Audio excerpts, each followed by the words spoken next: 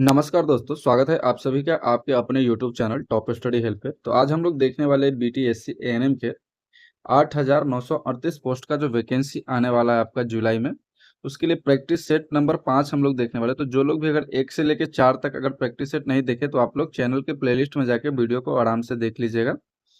तो चलिए शुरू करते हैं कि आज का हमारा पहला क्वेश्चन है कि मानव शरीर की सबसे छोटी हड्डी यानी कि स्मॉलेस्ट बोन जो है वो कौन सी है? ऑप्शन को देखिए और फटाफट बताइए कि क्या होगा इसका सही जवाब। चलिए बिल्कुल सही जवाब। जो लोग भी अगर इसका ऑप्शन बी यानी कि स्टेपिस अगर लगा रहे हैं तो बिल्कुल राइट आंसर हो जाएगा आप सभी का। मानव शरीर की एक सबसे छोटी हड्डी स्टेपिस होती है जो हमारे मध्य कान यानी कि मिडल एयर में पाई जाती है।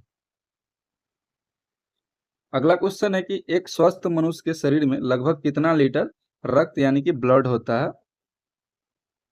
और ये बहुत ही इंपॉर्टेंट क्वेश्चन है कि एक स्वस्थ मनुष्य के शरीर में कितना लीटर ब्लड होता है?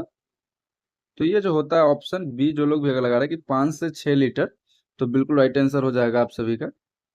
एक सामान्य इंसान के शरीर में जो है औसतन 5 लीटर खून होता है जो उसके कुल वजन के 7 से 8 परसेंट होता है। अगला क्वेश्चन है कि लाल रक्त कोशिका यानी कि आरबीसी का जीवन काल कितना होता है? तो आरबीसी का जो जीवन काल होता है वो 120 दिन होता है। तो ऑप्शन सी, जो लोग भी अगर लगा रहे हैं तो बिल्कुल राइट आंसर हो जाएगा। और एक डब्ल्यूबीसी होता है जो कि व्हाइट ब्लड सेल, और इसका जीवन काल कितने दिनों का होता है आप लोग कमेंट बॉक्स में कमेंट करके जरूर बताइएगा। और ये आरबीसी का जो मुख्य काम होता है वो ऑक्सीजन को पहुंचाना है, और यह 120 दिनों के बाद जो है कि पलीहा में जाकर नष्ट हो जाता है। अगला क्वेश्चन है कि मानव हृदय का कौन सा हिस्सा पूरे शरीर में शुद्ध रक्त पंप करता है? और ये बहुत ही इंपॉर्टेंट क्वेश्चन है, आप लोग इसको अच्छे से याद कर लीजिएगा।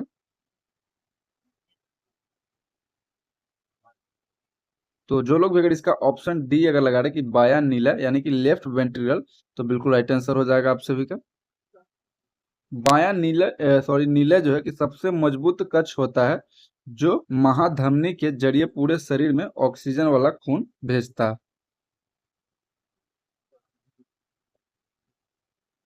अगला क्वेश्चन है कि मनुष्य के शरीर में पसलियों की कुल संख्या कितनी होती है?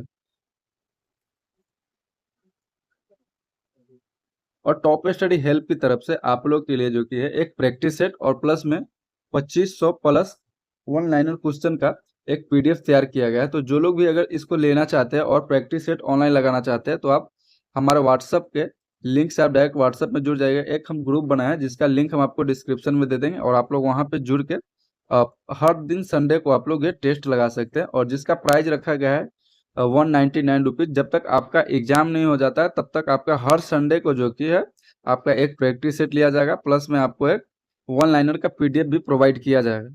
और यूट्यूब पर आपका रोज इसी तरीके से फ्री क्लास भी प्रोवाइड किया जाएगा। तो जो लोग भी अगर ये प्रैक्टिस सेट से जुड़ना चाहते हैं तो आप व्हाट्सएप का लिंक नीचे दिया गया है डिस्क्रिप्शन में, आप लोग वहां से जाके जुड़ जाइएगा। तो मनुष्य के शरीर में जो पसलियों की कुल संख्या होती है वो 12 जोड़े होते हैं। तो ऑप्शन बी जो लोग भी लगा रहे हैं तो बिल्कुल राइट आंसर हो जाएगा आपका। मानव शरीर में मानव शरीर के पिंजरे में 12 जोड़ी पसलियां होती है यानी कि कुल 24 पसलियों जो फेफड़ों और दिल की रक्षा करती है। चलिए अगला क्वेश्चन है कि टीकाकरण यानी कि वैक्सीनेशन के जनक किसे कहा जाता है? चलिए बताइए, वैक्सीनेशन के फादर किसे कहा जाता है? तो ये एडवर्ड जेनर को कहा जाता है। तो ऑप्शन बी जो लोग भी लगा रहे हैं तो बिल्कुल राइट आंसर हो जाएगा। एडवर्ड जेनर जो है दुनिया के सबसे पहली वैक्सीन यानी कि चेचक स्मॉल पॉक्स की बनाई थी, इसलिए इन्हें टीकाकरण का पिता कहा जाता है। अगला क्वेश्चन है कि कुत्ते के काटने से होने वाली रेबीज बीमारी का दूसरा नाम क्या है?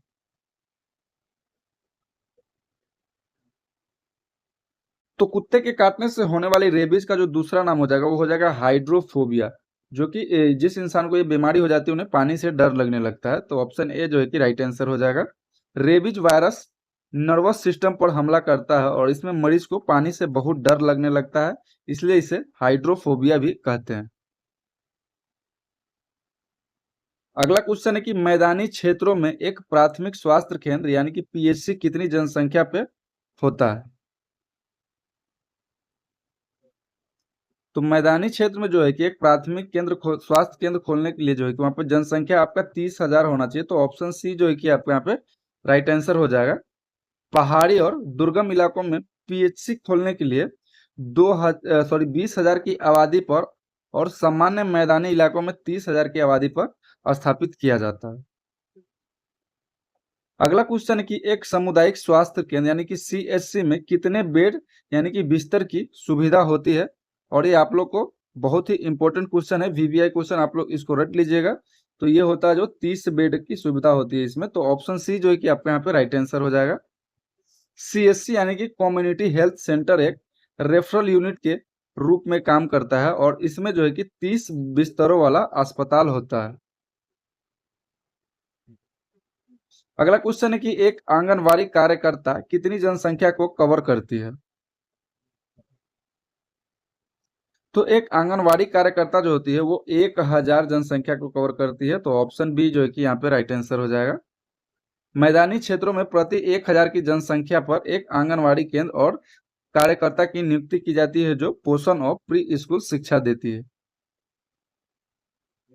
अगला क्वेश्चन है कि घरेलू स्तर पर पानी को शुद्ध करने का सबसे अच्छा और सुरक्षित तरीका क्या है? तो घरेलू उपाय पर जो सबसे सुरक्षित तरीका है वो पानी को उबालना यानी कि बॉइलिंग करना हो जाएगा। तो ऑप्शन बी जो है कि राइट आंसर हो जाएगा। 10 से 15 मिनट तक पानी को तेज उबालने से उसमें मौजूद सभी हानिकारक बैक्टीरिया जो है कि वो वायरस नष्ट हो जाते हैं। अगला क्वेश्चन है कि क्षय रोग यानी कि टीबी और कोविड-19 की मुख्य रूप से कैसे फैलती है? चलिए, बहुत इंपॉर्टेंट क्वेश्चन है कि टीबी और कोविड-19 जो है वो मुख्य रूप से कैसे फैलती है? तो ये जो फैलती है कि हवा की बूंदों से। तो ऑप्शन सी जो है कि राइट आंसर हो जाएगा। खांसने, छींकने या बात करते समय मुंह से निकलने वाली जो वायरिक बूंदों के जरिए जो है कि टीबी और कोरोना जैसी बीमारियां फैलती है। अगला क्वेश्चन है कि एक सामान्य गर्भनाल की औसत लंबाई कितनी होती है? चलिए ऑप्शन को देखिए और बताइए कि क्या होगा इसका सही जवाब। तो एक सामान्य गर्भनाल की जो औसत लंबाई होती है वो 50 सेंटीमीटर होती है। तो ऑप्शन सी जो है कि आपका यहाँ पे राइट आंसर हो जाएगा। पूर्ण विकसित गर्भावस्था में गर्भनाल की सामान्य लंबाई लगभग 50 सेंटीमीटर होती है और 45 से 60 सेंटीमीटर के बीच की होती है। अगला क्वेश्चन है कि पुरुष में शुक्राणु और महिला के अंडाणु के मिलने से बनी पहली कोशिका को क्या कहते हैं? तो पुरुष के शुक्राणु और महिला के अंडाणु से मिलने वाली पहली कोशिका को युग्नज कहते हैं। तो ऑप्शन बी जो है कि यहाँ पे राइट आंसर हो जाएगा आपका। निषेचन यानी कि फर्टिलाइजेशन के बाद जो बनी सबसे पहली सिंगल सेल कोशिका को जाइगोट कहा जाता है। चलिए आप लोग इसको याद करके रख लीजिएगा। अगला है कि एक सामान्य प्रसव यानी कि नॉर्मल डिलीवरी के दौरान महिला की औसत कितना खून बहता है? चलिए बताइए, बहुत इंपॉर्टेंट क्वेश्चन है कि नॉर्मल डिलीवरी के दौरान जो है कि महिला का औसतन कितना ब्लड बह जाता है? तो ये आपका 500 ml तक होता है। तो ऑप्शन सी जो है कि राइट आंसर होगा। एक सामान्य योनि यानी कि नॉर्मल डिलीवरी में जो है कि लगभग 500 ml तक रक्त बहना सामान्य माना जाता है। इससे ज्यादा होने पर उसे पीपीएच कहते हैं। अगला क्वेश्चन है कि गर्भावस्था में कौन सा अंग मां के शरीर से शिशु को ऑक्सीजन और पोषण पहुंचाता है? तो मां के शरीर से शिशु को जो ऑक्सीजन और पोषण पहुंचाता है उसे प्लेसेंटा कहते हैं। तो ऑप्शन सी जो है कि यहाँ पे राइट आंसर हो जाएगा। प्लेसेंटा जो है कि वो एक अस्थायी अंग है जो मां के खून से ऑक्सीजन और खाना छानकर गर्भनाल के जरिए बच्चों तक पहुंचाता है। अगला क्वेश्चन कि नवजात शिशु के सिर के नीचे यानी कि हड्डियों के बीच जो पाई जाने वाली रेखा होती है उसको क्या कहते हैं?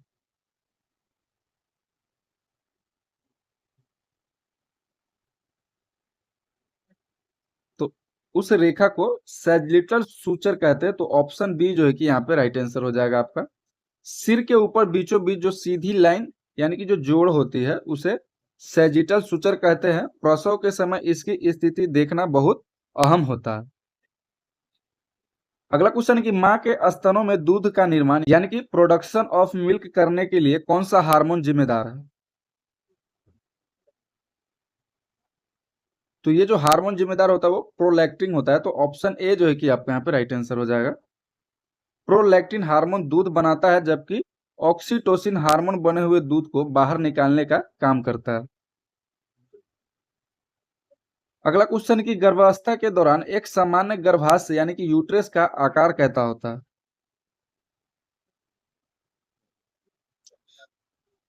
तो नॉर्मल जो गर्भाशय का यानी कि यूट्रस का जो आकार होता है वो नाशपाती के आकार का होता है, तो ऑप्शन बी जो है कि यहाँ पे राइट आंसर हो जाएगा। खाली गर्भाशय यानी कि उल्टे नाशपाती के आकार का होता है और गर्भाशय बढ़ने पर इसका आकार बदलता रहता है।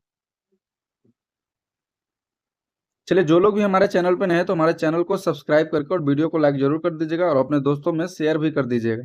और जो लोग भी प्रैक्टिस सेट और वन लाइनर क्वेश्चन लेना चाहते हैं तो आप लोग व्हाट्सएप ग्रुप से जल्दी जुड़ जाइए और वहां पे जाके आप लोग मैसेज कर सकते हैं। अगला है कि जन्म के समय एक सामान्य भारतीय नवजात शिशु की लंबाई लगभग कितनी होती है? यहाँ पे भारतीय नवजात शिशु की लंबाई पूछी गई है, तो वो 45 से 50 सेंटीमीटर तक होती है, तो ऑप्शन बी जो है कि यहाँ पे राइट आंसर हो जाएगा। जन्म के समय जो है एक स्वस्थ नवजात शिशु की औसत लंबाई 45 से 50 सेंटीमीटर यानी लगभग 18 से 20 इंच के बीच होती है। अगला क्वेश्चन है कि शिशु में सबसे पहले दांत किस उम्र में निकलना शुरू होते हैं? और ये बहुत ही इंपॉर्टेंट क्वेश्चन है कि शिशु में जो है सबसे पहले दांत किस उम्र में निकलना शुरू होते हैं? तो वो शुरू होते हैं 6 महीने में, तो ऑप्शन सी जो है कि यहाँ पे राइट आंसर हो जाएगा। बच्चों में दांत आने की शुरुआत लगभग महीने की 6 महीने की उम्र से शुरू होती है। सबसे पहले नीचे के बीच वाले दांत निकलते हैं। अगला क्वेश्चन है कि जन्म के तुरंत बाद हेपेटाइटिस बी वैक्सीन की पहली खुराक कितने समय के अंदर देनी चाहिए? तो ये 24 घंटे के भीतर देना चाहिए, तो ऑप्शन बी जो है कि राइट आंसर हो जाएगा। शिशु को हेपेटाइटिस बी वायरल से बचाने के लिए इसकी बर्थ डोज जन्म के पहले 24 घंटों के अंदर लगा देनी चाहिए। अगला क्वेश्चन है कि माँ के दूध में कौन सा एक पोषक तत्व जो है कि बहुत कम पाया जाता है? तो ये हो जाएगा आयरन है कि जो कि ना के बराबर पाया जाता है, तो ऑप्शन सी यहाँ पे राइट आंसर हो जाएगा। तो माँ के दूध में लगभग सभी चीजें होती है, लेकिन आयरन और विटामिन डी की मात्रा बहुत कम होती है। अगला क्वेश्चन है कि जन्म के बाद नवजात शिशु की गर्भनाल सूख कर आमतौर पर कितने दिनों में गिर जाती है?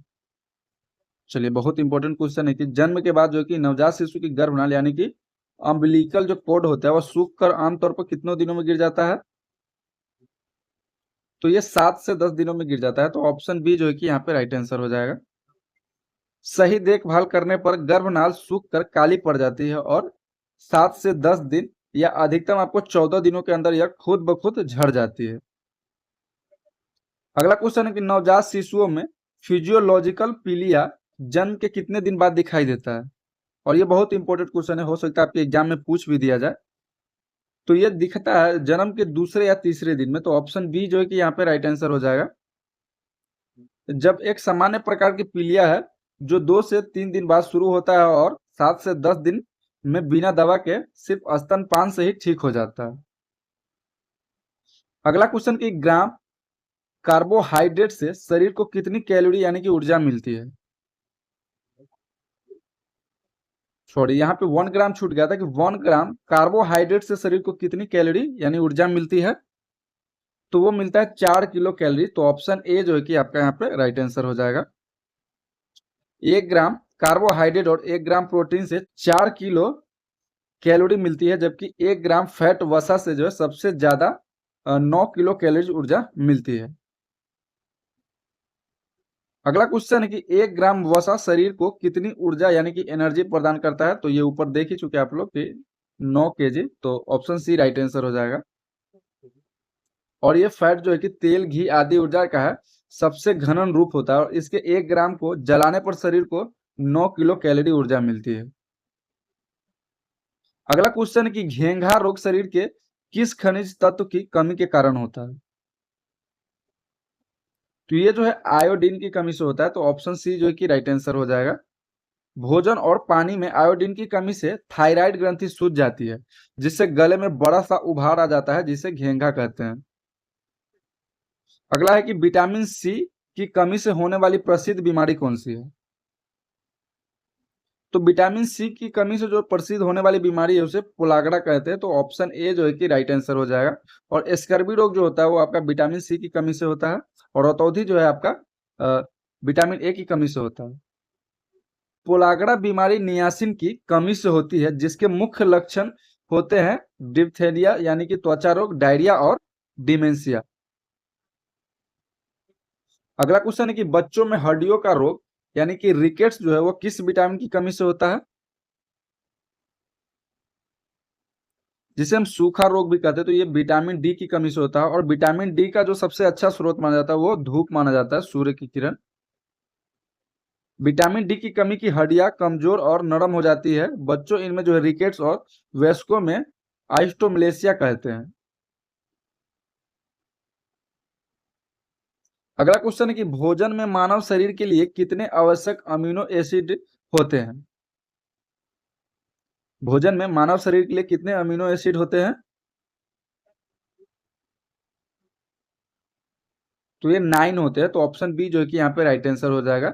इस शरीर के लिए कुल 20 अमीनो एसिड यानी कि प्रोटीन के टुकड़े जरूरी है, जिनमें से 9 आवश्यक होते हैं। उन्हें हमें भोजन से ही लेना पड़ता है क्योंकि शरीर इन्हें खुद नहीं बना सकता है।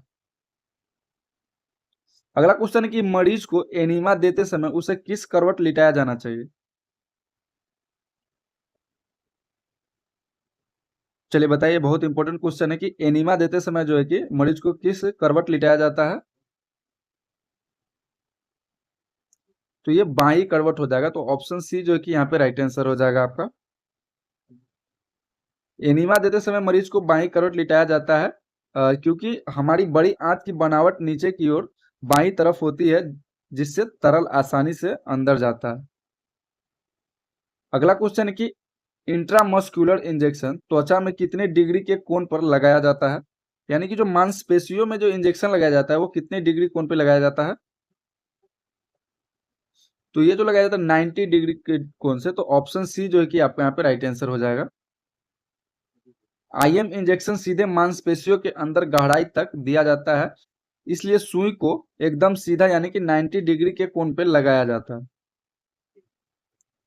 इंट्राडर्मल इंजेक्शन कितने डिग्री के कोण पे लगाया जाता है? इनमें से कोई ना कोई एक क्वेश्चन आपके एग्जाम में आना ही आना है, तो आप इसको अच्छे से देख लीजिएगा। तो ये जो आईडी यानी कि इंट्राडर्मल इंजेक्शन जो लगाया जाता है वो 10 से 15 डिग्री के कोण पे लगाया जाता है, तो ऑप्शन ए जो है कि राइट आंसर हो जाएगा।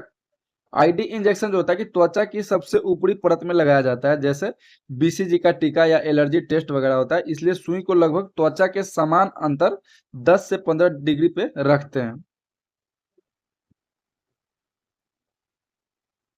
अगला क्वेश्चन है कि किसी दुर्घटना में कटने पर भारी रक्त स्राव को रोकने का पहला और सबसे मुख्य तरीका क्या है? तो इसका सबसे मुख्य जो तरीका होता है वो घाव पर सीधा दबाव डालना होता है, यानी उसको दबा के रखना, तो ऑप्शन बी जो है कि यहाँ पे राइट आंसर हो जाएगा। खून बहने से रोकने के लिए सबसे पहले किसी साफ कपड़े या हाथ से घाव पर कस के सीधा दबाव यानी कि डायरेक्ट प्रेशर बनाना चाहिए ताकि खून का थक्का जम सके। अगला क्वेश्चन है कि यदि कोई दवा समल्यूगल रूट से देनी हो तो उसे क्या कहा जाता है? तो उसे कहा जाता है जीभ के नीचे रखने के लिए, तो ऑप्शन बी जो है कि राइट आंसर हो जाएगा। मतलब नीचे, और लिंगुअल मतलब कि जीभ जब दवा जैसे हार्ट अटैक और नाइट्रोग्लिसरीन जो तुरंत असर करानी हो तो उसे जीभ के नीचे रखते हैं, जहां से वह सीधे जो है कि खून में घुल जाती है। अगला क्वेश्चन है कि टिम्पैनिक थर्मामीटर से शरीर का तापमान कहाँ मापा जाता है? तो टिम्पैनिक थर्मामीटर से जो है कि वो शरीर का तापमान कान में नापा जाता है, तो ऑप्शन सी जो है कि यहाँ पे राइट आंसर हो जाएगा। टिम्पैनिक थर्मामीटर एक खास मशीन है जिसे कान के पर्दे के पास डालकर सिर्फ 2 से 3 सेकंड में शरीर का सही तापमान चेक किया जाता है। अगला क्वेश्चन है कि ऑक्सीमीटर में अगला क्वेश्चन है कि पल्स ऑक्सीमीटर में मापे जाने पर एक स्वस्थ व्यक्ति का सामान्य ऑक्सीजन लेवल जो है कि कितना होता है, और इसको शॉर्ट में SpO2 भी कहते हैं। तो पल्स ऑक्सीमीटर में एक नॉर्मल इंसान का जो ऑक्सीजन लेवल होता है वो 95 टू 100 डिग्री होता है, तो ऑप्शन 95 टू 100% होता है, तो ऑप्शन सी जो है कि आपका यहाँ पे राइट आंसर हो जाएगा। एक स्वस्थ व्यक्ति के खून एक स्वस्थ व्यक्ति के खून में ऑक्सीजन का सैचुरेशन हमेशा 95 से 100% के बीच रहना चाहिए। 90 से नीचे जाना खतरे का संकेत होता है। अगला क्वेश्चन है कि अस्पताल में ऑक्सीजन सिलेंडर को पहचानने के लिए उसका रंग क्या होता है, यानी कि उसका कलर क्या होता है उसको पहचानने के लिए। तो उसका जो कलर होता है वो काला शरीर और सफेद, और ऊपर का जो उसका हिस्सा होता है वो व्हाइट होता है। तो ऑप्शन सी जो है कि यहाँ पे राइट आंसर हो जाएगा। मेडिकल गैस सिलेंडर के नियम के अनुसार ऑक्सीजन गैस के सिलेंडर की पूरी बॉडी जो है नीचे का वो काला होता है और उसका ऊपरी जो गर्दन होता है वो सफेद रंग का होता है। अगला क्वेश्चन कि बिस्तर पर लगातार लंबे समय तक लेटे रहने वाले मरीजों को मुख्य रूप से कौन सी समस्या हो जाती है।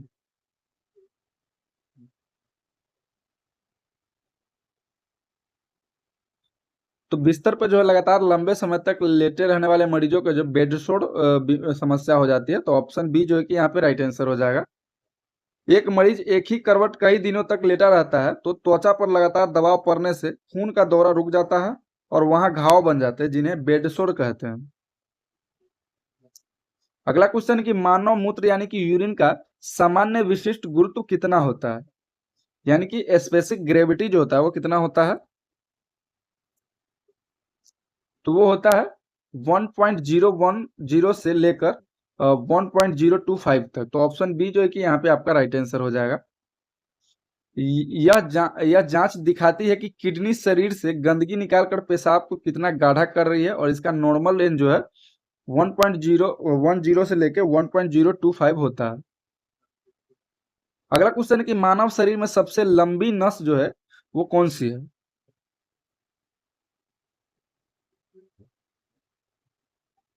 तो मानव शरीर की जो सबसे लंबी नस होती है वो सियाटिक नस होता है। तो ऑप्शन बी जो है कि यहाँ पे राइट आंसर हो जाएगा। सियाटिक नस जो है शरीर की सबसे लंबी और मोटी नस है जो कि पीठ के निचले हिस्सों से शुरू होकर दोनों पैरों के अंगूठे तक जाती है। अगला क्वेश्चन है कि बेहोश मरीज या सीपीआर देते समय नब्ज चेक करने की सबसे अच्छी जगह कौन सी है। तो सीपीआर देते समय मरीज को सबसे अच्छा जो नब्ज चेक करने का जगह है वो गर्दन हो जाएगा। तो ऑप्शन बी जो है कि यहाँ पे आपका राइट आंसर हो जाएगा। इमरजेंसी या बेहोशी के समय ब्लड प्रेशर कम हो जाता है तो ऐसे में गर्दन की कैरोटिड प्लस पल्स जो है कि सबसे आसानी और स्पष्ट रूप से महसूस होती है। अगला है कि एक सामान्य व्यक्ति दिन भर 24 घंटे में औसतन कितना मूत्र त्याग करता है।